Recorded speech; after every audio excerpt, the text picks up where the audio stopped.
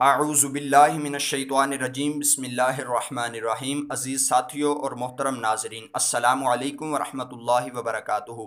آج کی ویڈیو میں ہم آپ کو رمضان المبارک کی آخری شب قدر یعنی 29ویں شب کے نوافل بتائیں گے۔ ان نوافل کو غور سے سنیے، ہو سکے تو علیحدہ کسی کاغذ پر یاد دہانی کے لیے لکھ لیں۔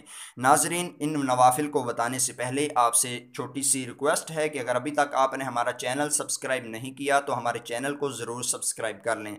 ناظرین، یہ 4 رکعت نوافل آپ دو دو کر کے ادا کریں۔ جب عشاء کی نماز پڑھ لیں، عشاء کی نماز کے بعد نماز تراویح بھی ضرور ادا کریں۔ اس کے بعد آپ ان 4 رکعت نوافل کو ضرور ادا کریں۔ وہ 4 رکعت نوافل پڑھنے کا طریقہ کار یہ ہے: پہلی 2 رکعتوں کی جب آپ نیت کریں تو اللہ اکبر کہتے ہوئے کانوں تک اپنے دونوں ہاتھ اٹھائیں، پھر ہاتھ باندھ لیں۔ سب سے پہلے آپ ثنا پڑھیں: سبحانک اللہم و بحمدک و تبارک اسمک و تعالی جدک و لا الہ غیرک۔ اس کے بعد تعوذ یعنی اعوذ باللہ من الشیطان الرجیم بسم اللہ الرحمن الرحیم پڑھنے کے بعد سورہ فاتحہ شریف پڑھ کر 1 مرتبہ سورہ قدر پڑھیں: انا انزلناہ فی لیلۃ القدر وما ادراک ما لیلۃ القدر لیلۃ القدر خیر من الف شہر تنزل الملائکۃ والروح فیہا باذن ربہم من کل امر سلام ہی حتی مطلع الفجر۔ اس سورہ قدر کو 1 مرتبہ پڑھ کر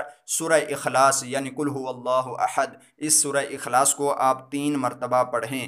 سورہ اخلاص پڑھنے کے بعد آپ 70 مرتبہ سورہ علم نشرح پڑھیں: علم نشرح لک صدرک ووضعنا عنک وزرک الذی انقض ظہرک ورفعنا لک ذکرک فإن مع العسر یسرا ان مع العسر یسرا فإذا فرغت فانصب وإلى ربك فارغب۔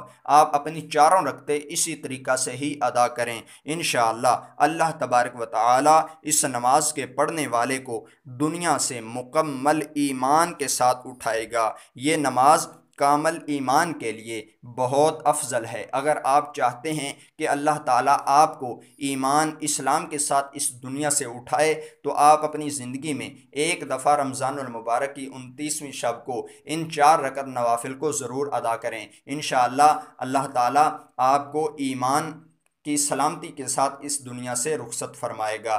ناظرین، ہمیں بھی اپنی دعاؤں میں یاد رکھیے۔ ہم نئی ویڈیو کے ساتھ آپ کی خدمت میں حاضر ہوتے رہیں گے۔ السلام علیکم ورحمۃ اللہ وبرکاتہ۔